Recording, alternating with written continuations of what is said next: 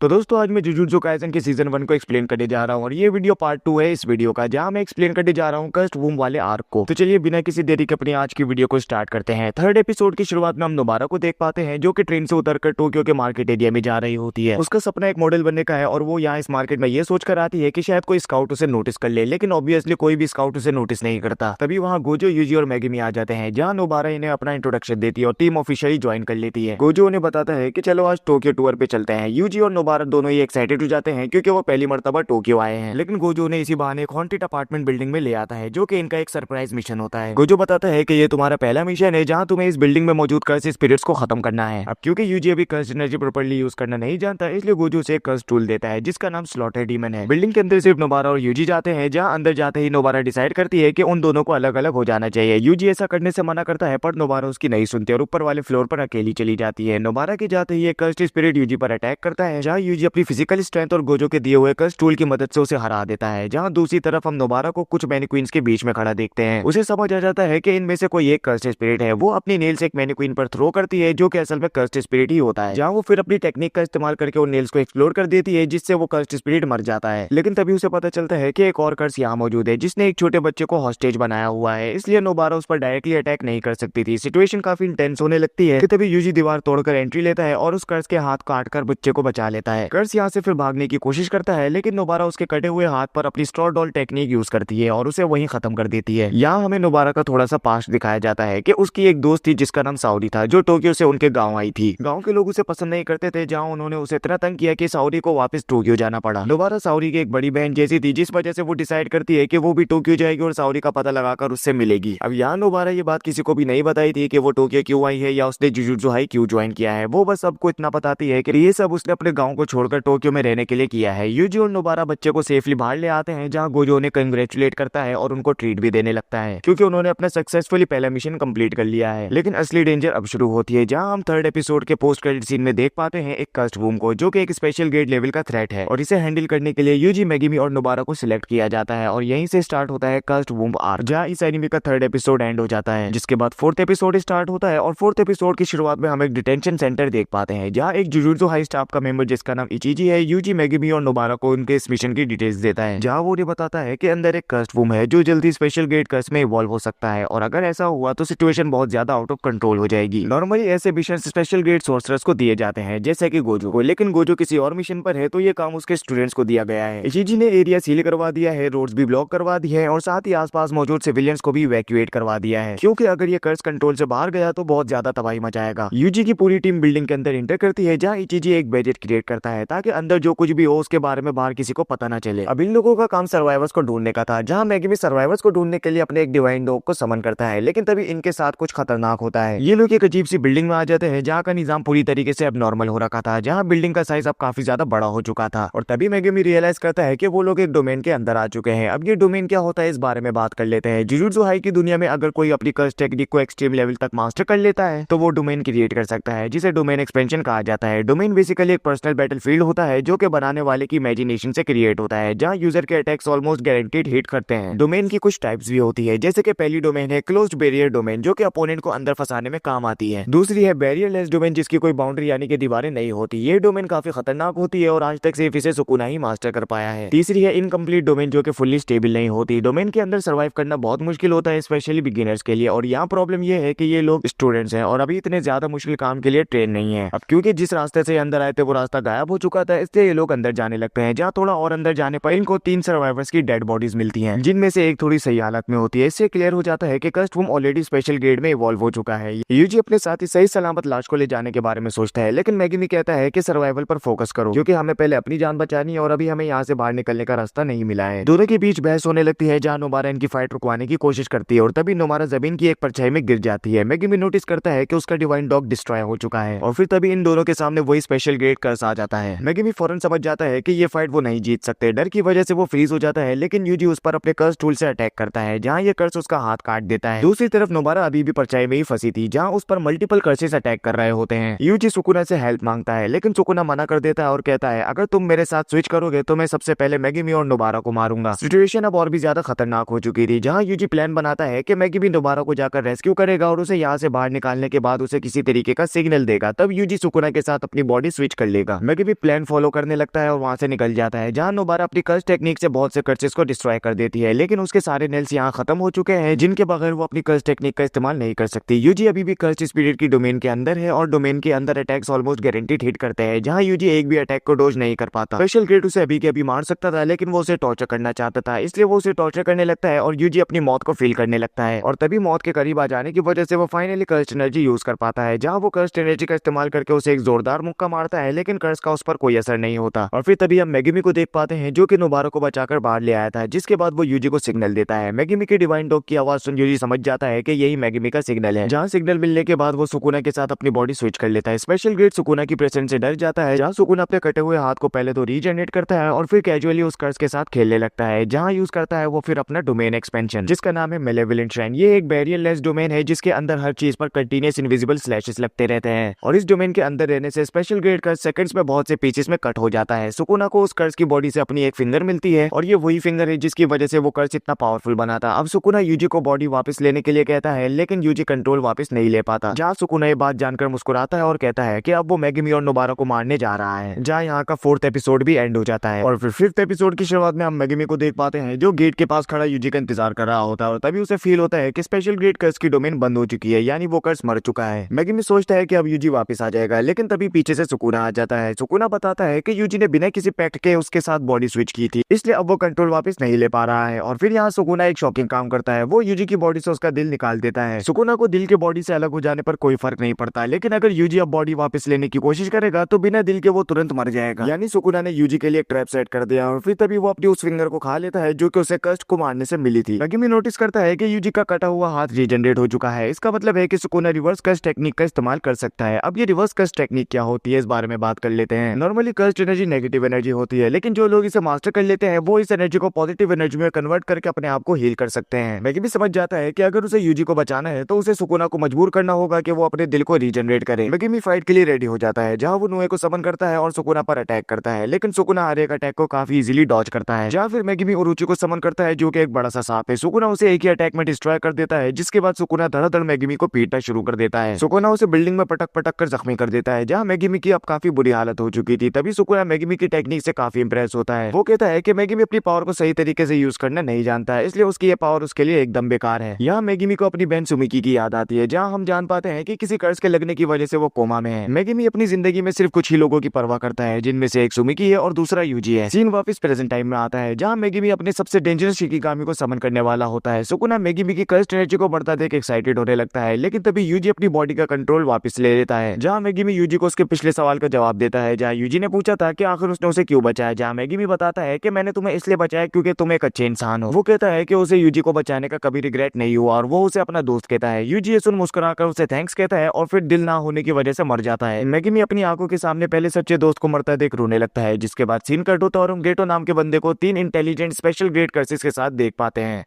जिनमें से एक का नाम जोगो होता है, दूसरे का नाम डैगोन और तीसरे का नाम हानामी। ये कर्सेस ह्यूमन लेवल इंटेलिजेंस रखते हैं, जहां हमें जोगो के बारे में पता चलता है, जो कि एक वोल्केनो टाइप कर्स है और वो इंसानों की पोजीशन हासिल करना चाहता है। वो एक ऐसी दुनिया चाहता है जहां कर्सेस खुलेआम जी सके। गेटो जोगो को कहता है कि अगर वो उसके दिए गए 2 मिशन को पूरा करे तो वो उसके लिए ऐसी दुनिया बना सकता है, जिनमें से पहला मिशन होगा गोजो को टेम्परेरीली कमजोर करना और दूसरा होगा सुकुना यानी कि यूजी को अपनी साइड करना। अब यहाँ इन्हें नहीं पता कि यूजी मर चुका है, पर उन्हें ये बात मालूम है कि यूजी सुकुना की वेसल बन चुका है, जो इन दोनों मिशन को करने के लिए मान जाता है। जिसके बाद सीन कट होता है और हम गोजो को इन्फर्मरी में देख पाते हैं, जहां यूजी का पोस्टमार्टम होने वाला था। इचिजी उससे माफी मांगता है, जहां गोजो बताता है कि इसमें उसकी कोई गलती नहीं है, बल्कि इन सब में हायर अप्स का प्लान था यूजी को मरवाने का। उन्होंने जानबूझकर फर्स्ट चेस को स्पेशल गेट के सामने बेचा ताकि वो मारे जाएं, क्योंकि उन्हें सुकुना की ताकत से डर लग रहा था और वो पहले से उसे मारने का प्लान कर रहे थे। गोजो गुस्से में कहता है कि अगर जरूरत पड़ी तो वो हायर अप्स को भी खत्म कर देगा, पर ऐसा करने का कोई फायदा नहीं होगा, क्योंकि उनकी जगह फिर बाद में कोई और ले लेगा। और तभी यहाँ शोको नाम की लड़की आकर यूजी का पोस्टमार्टम शुरू करने की तैयारी करने लगती है। और तभी सीन कट होता है, जहाँ हम मैगिमी को नोबारा के साथ देख पाते हैं, जो कि हॉस्पिटल से वापस आ गई थी। वो दोनों यूजी की डेथ से काफी अपसेट होते हैं। तभी यहाँ सेकंड ईयर्स की एंट्री होती है, जिनमें से एक का नाम माकी होता है, जो कि जेनिन क्लैन से बिलोंग करती है और कर्स्ट टूल्स चलाने में सबसे ज्यादा बेहतरीन सॉर्सरर है। दूसरा है टोगे इनुमाकी, जो कि एक कर्स्ट स्पीच यूजर है, जहाँ वो जो भी बोलता है वो सच हो जाता है, लेकिन जब भी वो इस कर्स्ट टेक्निक का इस्तेमाल करता है तो उसे काफी ज्यादा डैमेज झेलना पड़ता है, जिस वजह से वो मर भी सकता है। तीसरा है पांडा, जो कि एक कर्स्ट कॉप्स है, जिसे मासामिची यानी कि यहाँ के प्रिंसिपल ने अपनी कर्स्ट टेक्निक से बनाया है। अब यहाँ सेकंड ईयर का एक और स्टूडेंट भी है जिसका नाम यूटा है, पर वो अभी किसी दूसरी कंट्री में बाहर गया हुआ है। और फिर यहाँ सेकंड ईयर्स मेगुमी और नोबारो को बताते हैं कि क्योटो ब्रांच के साथ एक गुडविल इवेंट होने वाला है। नॉर्मली सेकंड ईयर और थर्ड ईयर इस इवेंट में पार्टिसिपेट करते हैं, लेकिन थर्ड ईयर्स को किसी वजह से सस्पेंड कर दिया गया है, इसलिए मेगुमी और नोबारो को उनकी जगह पार्टिसिपेट करना होगा। इवेंट 2 दिन तक चलेगा, जहाँ पहले दिन टीम बैटल्स होंगे और दूसरे दिन इंडिविजुअल बैटल्स होंगे, और बैटल किस तरीके का होगा ये डिसाइड प्रिंसिपल करेंगे। और इस इवेंट के लिए सेकंड ईयर्स उन्हें ट्रेन करेंगे। नोबारो और मेगुमी इस इवेंट में पार्टिसिपेट करने का डिसाइड करते हैं ताकि वो लोग स्ट्रॉन्ग बन सके। और फिर इसी के साथ इस कस्ट वूम आर्क का ऑफिशियली एंड हो जाता है, जहाँ इस एपिसोड के पोस्ट क्रेडिट सीन में हम यूजी की सोल को सुकुना की सोल के साथ बात करता देख पाते हैं। और यहीं पर एक बड़े सस्पेंस के साथ ये एपिसोड यहीं पर एंड हो जाता है। अब इस एनिमे में आगे क्या होने वाला है वो आपको अगली वीडियो में पता चलेगा। वीडियो अच्छी लगी हो तो लाइक जरूर कीजिएगा।